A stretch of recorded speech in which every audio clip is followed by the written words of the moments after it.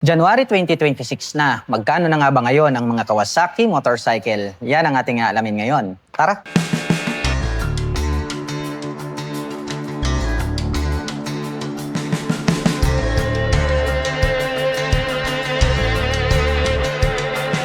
Barako 3 Fi 2025 version. Dual start po ito. Equip po ito ng kickstarter at electric starter. Ito po ay mayroong square type na headlight design. Bulb type po yung kanyang ginagamit. Ganon din po ito pong kanyang mga bilugan na turn signals. Bulb type din po yan. At ito po ay equipped with traditional telescopic fork na silver color. Mayroon po yang rubber protector. At ito po ay naka-drum brake dito sa harapan. Habang naka-drum brake din naman po dito sa likuran. At ito po ay gumagamit ng analog meter panel display. Naka-mechanical key ang ignition at ito po ay naka-naked handlebar. At ang kanyang mga button selectors dito sa kaliwa, meron po itong high beam and low beam, hazard button, turn signal selectors at ang kanyang horn.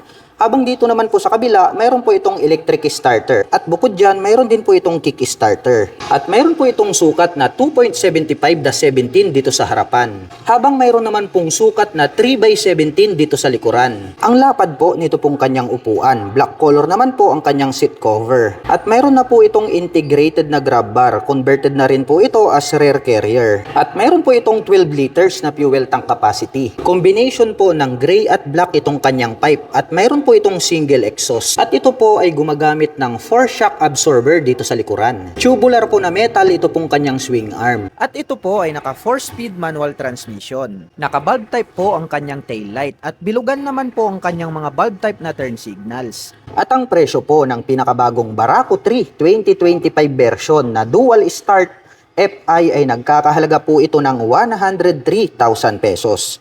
At kung gusto mo naman pong kumuha ng hulugan ay kailangan mo pong mag-down payment ng 8,800 pesos.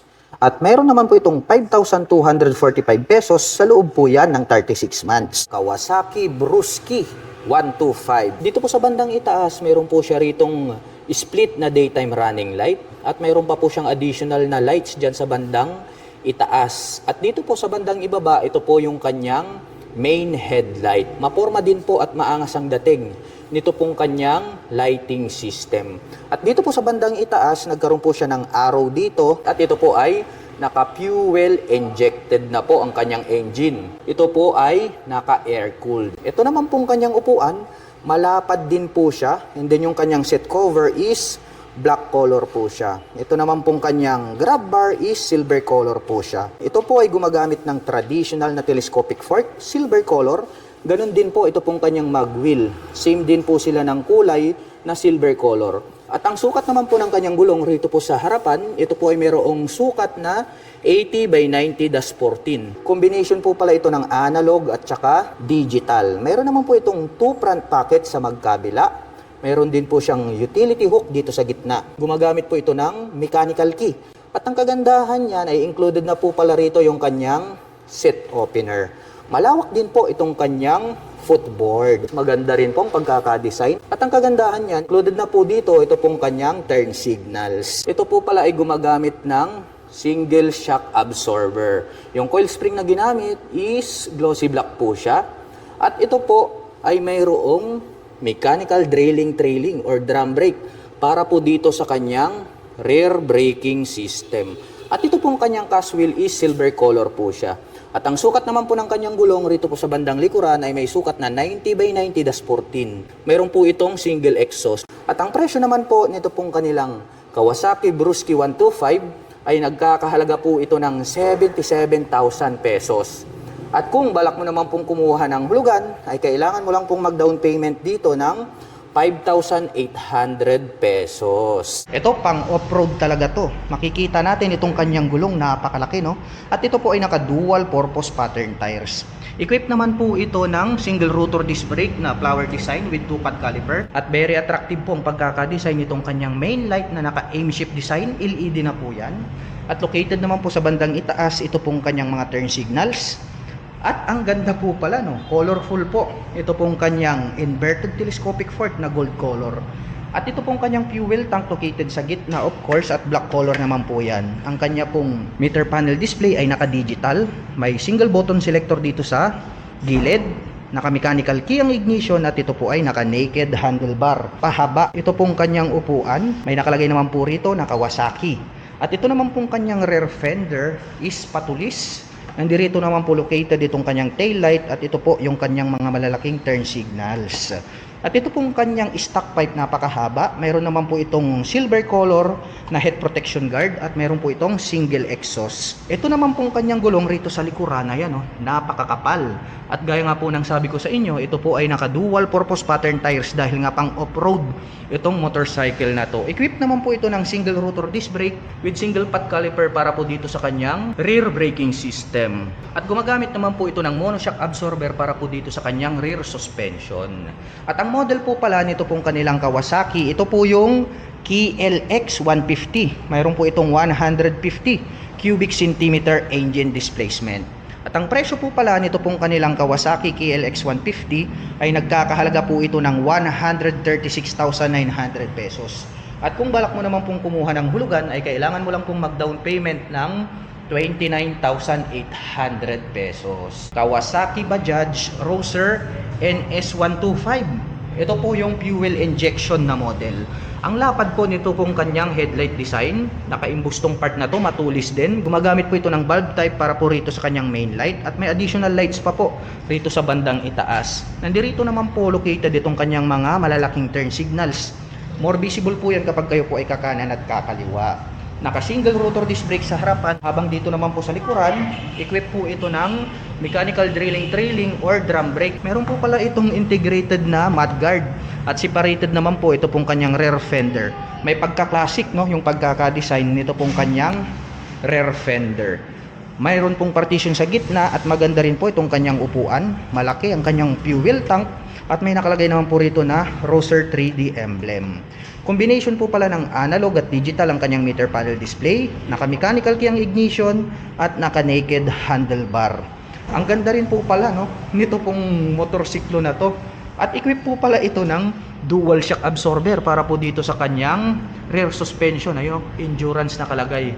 Kaya maaasahan natin na maganda yung bouncing performance nitong kanyang rear suspension. At ito po ay adjustable. At ang presyo po pala nito pong kanilang Kawasaki Bajaj Rouser NS125 ay nagkakahalaga po ito ng 84,000 pesos.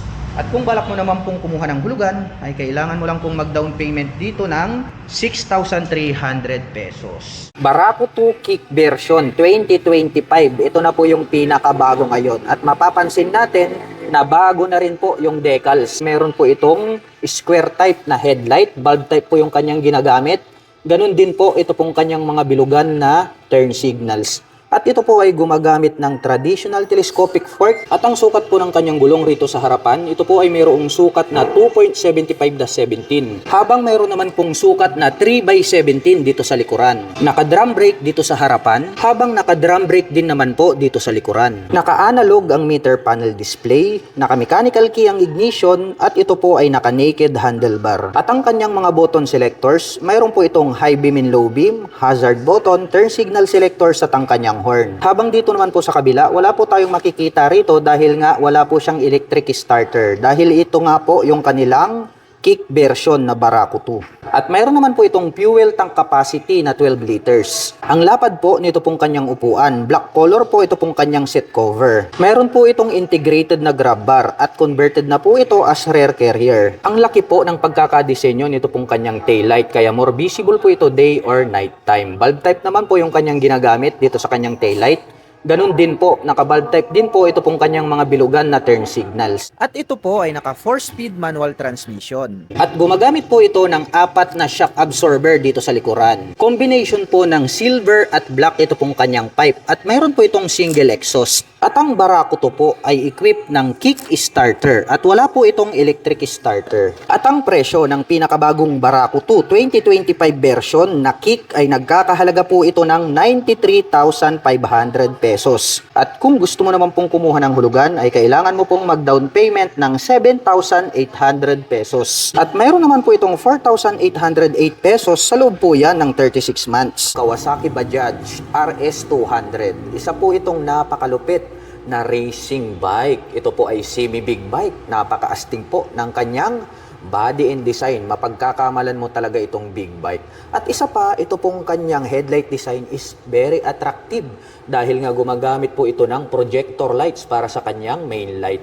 At dito sa bandang itaas, mayroon po siya ritong split na daytime running light na parang nagsisilbing kanyang mga kilay para po rito sa kanyang mga nagsisilbing mata na kanyang main light. At dito na rin po located, dito pong kanyang mga pahaba na turn signals. LED na po lahat ng kanyang ginagamit para po dito sa kanyang lighting system. Mayroon naman po itong clear na windshield. At pagdating naman po rito sa kanyang front suspension, ito po ay equipped with traditional telescopic fork. At may nakalagay po rito na ABS na decal. Ito po pala mga ka-LM is naka dual channel ABS magmula po rito sa harapan hanggang dun sa likuran. Ang kagandahan naman po niyan ay nakakapagbigay po yan ng smooth na braking power. Naka-single rotor disc brake na flower design with 2-pot caliper na Vibre.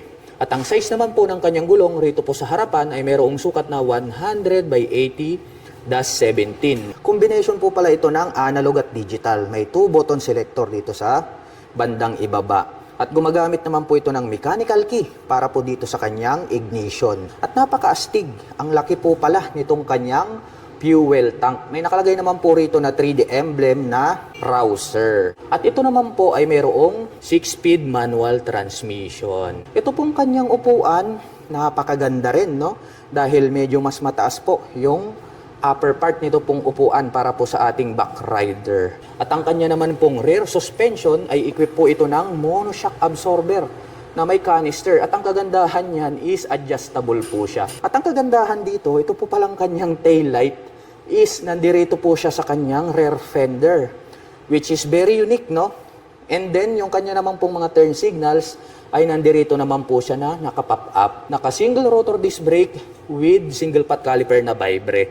At ang sukat naman po ng kanyang gulong, rito po sa likuran, ito po ay mayroong sukat na 130 by 70-17. At very sporty looks naman po ang dating nito pong kanyang exhaust pipe. Black color naman po siya at mayroon naman po itong single exhaust. At ang presyo po nito pong kanilang Kawasaki Bajaj RS200 ABS version ay nagkakahalaga po ito ng 151,500 pesos. At kung balak mo naman pong kumuha ng hulugan, ay kailangan mo lang pong mag-down payment dito ng 18,800 pesos. Dito naman po yung kanilang sports racing bike, no? Street Fighter.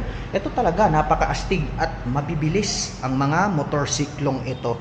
Naka-dual ABS na po ito dito po sa front and then sa rear. At ang kagandahan niya, napakaastig po nito pong kanyang headlight design. Naka-projector lights po dito sa bandang harapan at mayroon po siya ditong daytime running light na parang nagsisilbing kanyang kilay. Ito naman po yung kanilang Kawasaki Bajaj Pulsar NS250. So meron po itong 250 cubic centimeter engine displacement. Napakalaki po nitong kanyang fuel tank at ang ganda rin po nitong kanyang upuan. Combination naman po ng analog at digital ang kanyang meter panel display. Naka-mechanical key ang ignition at naka-naked handlebar. Wow, napakaastig din po nito pong kanilang Kawasaki Bajaj Pulsar NS250. At ang presyo po pala nito ay nagkakahalaga po ito ng 163,500 pesos. At kung balak mo naman pong kumuha ng hulugan ay kailangan mo lang pong mag-down payment ng 31,800 pesos. Kawasaki KLX 150S. The same lang po sila na 150cc. Doon po sa harapan. Yun po yung kanyang brother. So, yun po yung pang long endurance, no? Kasi nga naka-inverted telescopic fork yan. Ito naman po ay equipped po siya ng traditional telescopic fork. Meron po siyang rubber boots dito sa bandang itaas. Of course, ito po ay naka dual purpose pattern tires dahil ito po ay pang on and off-road condition. Naka-spokes rim set din po yan. Equipped with single rotor disc brake with 2-pot caliper para sa kanyang front braking system. And then ito pong kanyang headlight is naka-aim shift design din. At ito po ay LED na. Rounded shape naman po ito pong kanyang mga turn signals rito. At ito pong kanyang upuan, napakahaba po niya. Green color po pala ito, no? Ang ganda rin po nung kanyang color kasi green na green. At ito pong kanyang fuel tank is matte black color naman po siya. Mechanical key para po sa kanyang ignition. Naka fully digital meter panel display. At ito naman pong kanyang rear braking system is Naka-single rotor disc brake pa rin po siya with single pot caliper. At gumagamit naman po ito ng monoshock absorber para po sa kanyang rear suspension. Ang lupit din po pala ng dating nito pong motorsiklo na to, no? Para po sa mga kababayan natin na mahilig mag-off-road, saktong-sakto ito para sa inyo. At ang presyo po pala nito pong kanilang Kawasaki KLX 150S ay nagkakahalaga po ito ng 125,000 pesos. At kung balak mo naman pong kumuha ng hulugan ay kailangan mo lang pong mag-down payment dito ng 23,800 pesos. Nandirito po yung kanilang Barako 3. Ito po yung kick version. Ito naman po yung kanilang Barako 3 kick at starter version. So same lang po yan, ang pagkakaiba lang po nila is yung isa is kick lang, sisipain mo lang kapag gusto mo po siyang paandarin, habang ito naman pong kabila is dual option siya. So mas effortless dahil nga pwede mong gamitin yung kanyang electric starter. At ito naman pong kanyang headlight is square type po yan, tas nagkaroon po siya ng headlight cover dito na glossy, may nakalagay na Kawasaki dito sa gitna. Dito po located itong kanyang rounded shape na mga turn signals. Gumagamit po ito ng traditional telescopic fork dito sa harapan, silver color, at meron po siyang protection itong kanyang rubber boots para hindi po mapasukan ng dumi itong kanyang front suspension. At ang kanya naman pong braking system dito po sa harapan, ito po ay gumagamit ng mechanical drilling or drum brake. Itong hub na ginamit is glossy black po siya. Of course, dahil ito po ay panghanap buhay na motorsiklo, business type, is naka-spokes rim din po yan. At ito naman pong kanyang meter panel display is gumagamit po siya ng analog, naka-mechanical key ang ignition, at naka-naked handlebar. Ang lapad po nito pong kanyang upuan, saktong-sakto, no, panghanap buhay. Actually, kakasya ang tatlo dyan kung talagang gitgitan at marami kayong mga pasahero. Dahil nga malakas naman po talaga ito pong ating Barako 3 dahil mayroon po itong 175 cubic centimeter engine displacement. At ang presyo po pala nito pong kanilang Barako 3 kick version ay nagkakahalaga po ito ng 96,500 pesos. At kung balak mo naman pong kumuha ng hulugan ay kailangan mo lang pong mag-down payment dito ng 8,800 pesos. Habang ito naman pong kanilang Kawasaki Barako 3 ay nagkakahalaga naman po ito ng 102,500 pesos. So mayroon lang naman po silang kunting price difference dito po sa kanilang kick at electric starter. At kung balak mo naman pong kumuha ng hulugan ay kailangan mo lang pong mag-down payment dito ng 8,800 pesos. Para po dun sa mga price po na aking binanggit, included na po lahat dyan yung kanilang 3 years registration. At dito naman po sa kabila, ito naman po yung kanilang Kawasaki Barako 2. So yung Barako 3, yan po yung ating pinakabago ngayon. Pero yung iba naman po, mas gusto nila yung Barako 2. Kaya nating to worry about dahil meron po kayong mga option na pagpipilian. Meron po tayong available na Barako 3 and then meron po tayong available na Barako 2. Ito naman pong kanilang Barako 2, wala pong pagkakaiba sa design pagdating po sa Barako 3. Ang pagkakaiba lang po nila rito is ito pong kanilang mga decal. The rest, pare-parehas na po sila ng specs and then engine displacement, body and design. Kaya ang babanggitin na lang po natin dito ay yung presyo po nito pong kanilang Barako 2. Ito pong kanilang Barako 2 na kick version ay nagkakahalaga po ito ng 93,000 pesos. So ito po yung kick version. At kung balak mo naman pong kumuha ng hulugan ay kailangan mo lang pong mag-down payment dito ng 7,800 pesos.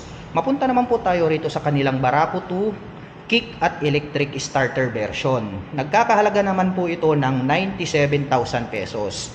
At kung balak mo naman pong kumuha ng hulugan, ay kailangan mo lang pong mag-down payment dito ng 8,300 pesos. Isa sa nagustuhan ko dito sa kanilang Kawasaki Dominar 400 UG ay talagang napaka-bulky niya, no? Masasabi natin na napakalaki ng kanyang body and design.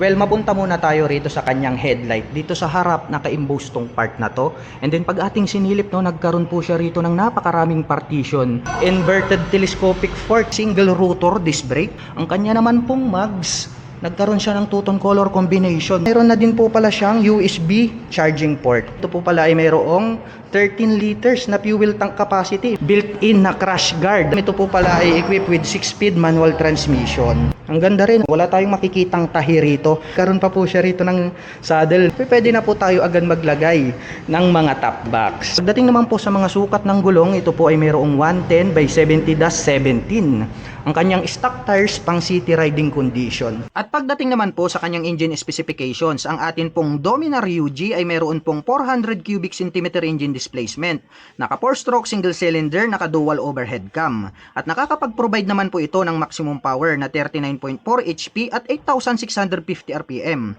habang nakakapagbigay naman po ito ng maximum torque na 35 Nm at 7,000 RPM. At ang bigat naman po ng motorsiklong ito ay mayroon pong 184 kg. Braking system sa likod, equipped with single rotor disc brake na bilog along with single pot caliper na Vibre. Equipped po siya ng dual channel ABS. At ang presyo po ng Dominar 400 UG ay nagkakahalaga po ng 210,900 pesos. Yan po yung kanyang cash price SRP at included na rin po dyan yung kanyang 3 years registration. At para naman po sa mga balak kumuha ng hulugan, kailangan pong mag-down payment ng 36,800 pesos. At mayroon pa po itong additional na 9,387 pesos para naman po sa kanyang insurance. Ito ay para lamang po doon sa mga kukuha ng hulugan. At pagdating naman po sa kanyang monthly installment, ito po ay mayroong 9,351 pesos sa loob ng 3 taon. Ito naman po yung kanilang Kawasaki Bajaj City version. So mayroon po tayo ritong City 100, mayroon po tayong City 125 at City 150. So ito po, lahat po ng babanggitin ko is magkakapareho po sila sa body and design. Parehas po sila ng headlight, rounded shape yung mga yan hanggang sa 150. Yung kanila pong mga turn signals, pare-parehas po yan na rounded shape, and then bulb type po lahat ang kanilang ginagamit para po sa kanilang turn signals.